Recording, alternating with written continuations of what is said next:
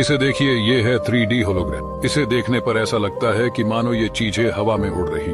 এখন কিন্তু আমাদের এই রকম একটা কার্ডবোর্ড প্রয়োজন। এই কার্ডবোর্ডের সাহায্যে কিন্তু আমাদের এই 3D হলোগ্রামটা সম্পূর্ণভাবে রেডি হবে। কার্ডবোর্ড ছাড়াও আমাদের কিন্তু এই ধরনের একটা স্বচ্ছ কাঁচের প্রয়োজন, কারণ আমরা এই জায়গাতে কাঁচটা ব্যবহার করলে এর যে আলোর রিফ্লেকশনটা অনেক কিন্তু ভালো হয়।